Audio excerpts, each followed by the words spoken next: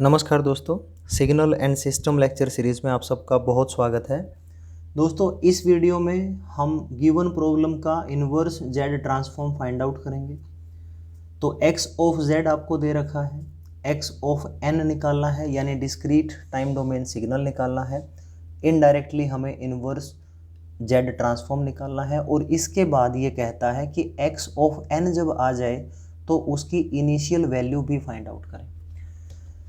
तो अब यहाँ पे सबसे पहले तो ये देखो कि फार्मूला कौन सा अप्लाई करोगे। अगर डिनोमिनेटर के फैक्टर रियल फैक्टर्स में डिवाइड हो जाते हैं तो फिर हम हर हाल में पार्शियल फ्रैक्शन मेथड यूज़ करते हैं और उसके लिए मुझे x ऑफ z है तो x of z divided by z property का यूज़ करना होगा। तो ये बन जाएगा z+4 divided by z into z+2 into z+1। अब इसके बाद हम क्या करेंगे, पार्शियल फ्रैक्शन मेथड, यानी तीन फैक्टर हैं तो तीन ही कांस्टेंट आपको अज्यूम करने हैं। पहला a divided by first factor plus दूसरा b divided by second factor plus तीसरा c divided by third factor. ठीक है, अब इसका आप एलसीएम लेंगे। जब एलसीएम लेंगे तो डिनोमिनेटर्स आपस में कैंसिल आउट होंगे। लेफ्ट हैंड साइड सिर्फ z+4 बचेगा। यहाँ a इन दोनों का product z+2 into z+1 plus b इन दोनों का product z into z+1 plus c इन दोनों का product z into z+2। Right, और अब यहाँ पे क्या होगा, सबसे पहले आप अगर a फाइंड आउट करना चाहते हो तो z को 0 पुट कर दो। z 0 पुट करोगे, लेफ्ट हैंड साइड क्या बनेगा, 0+4 दैट इज 4। a क्या होगा, 0+2 0+1 दैट इज 2। तो a वैल्यू जो है वो मेरी 2 आ गई यहाँ से।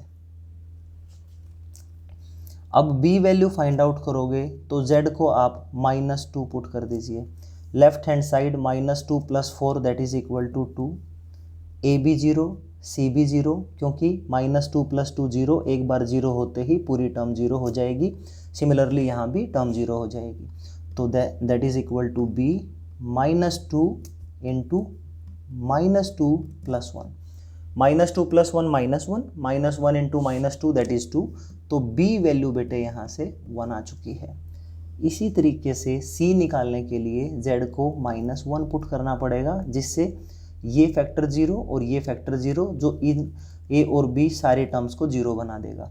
z -1 पुट करोगे, -1 + 4 that is 3, c into -1, -1 + 2 that is +1। तो c वैल्यू यहाँ से आपको -3 मिली। अब देखो यहाँ पे a, b और c की वैल्यू को पुट कर दीजिए। x of z divide by z, a क्या है 2, सो 2 डिवाइडेड बाई z, b क्या है 1 plus 1 divided by z+2, c क्या है 3 -3, तो this is -3 divided by z+1। अब आप z से पूरी इक्वेशन को मल्टीप्लाई कर दीजिए तो यहाँ बचेगा x of z that is 2z/z plus z divide by z+2 minus 3z divided by z+1। अब दोस्तों z से z कैंसिल हो गया, यहाँ तो सिर्फ 2 बचा। तो जो x ऑफ z है वो बचा 2 प्लस z।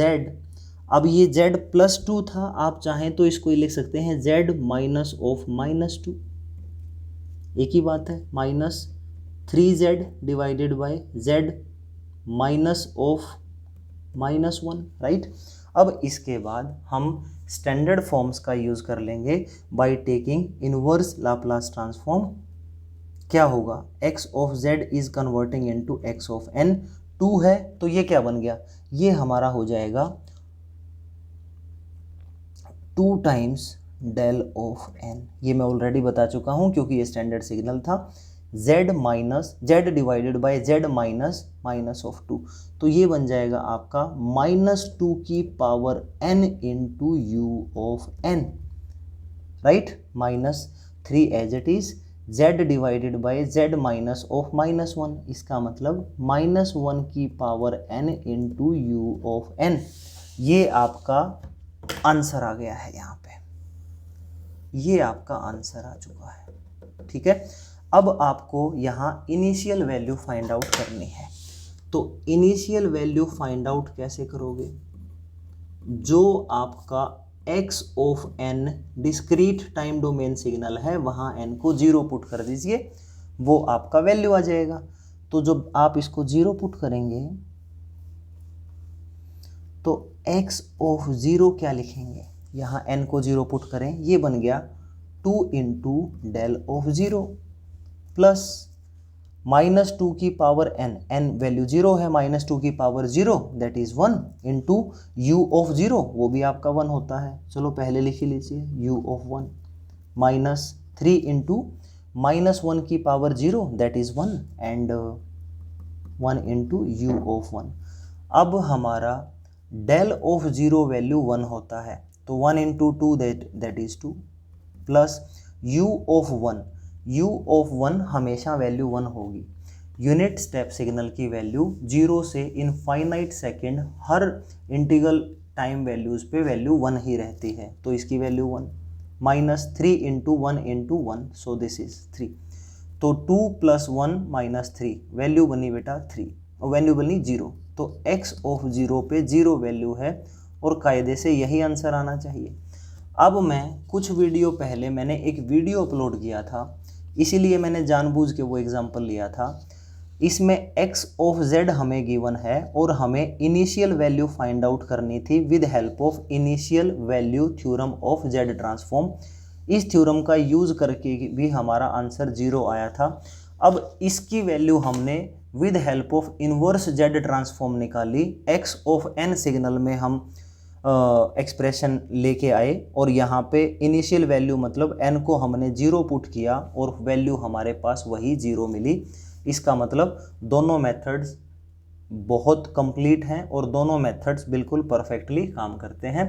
तो आई होप अब आप इन्वर्स z ट्रांसफॉर्म के मल्टीपल न्यूमेरिकल प्रॉब्लम्स को कंफर्टेबल तरीके से सोल्व कर सकते हैं। This is all from my side. I am requesting to all my dear students, अपनी हेल्थ का ख्याल रखें।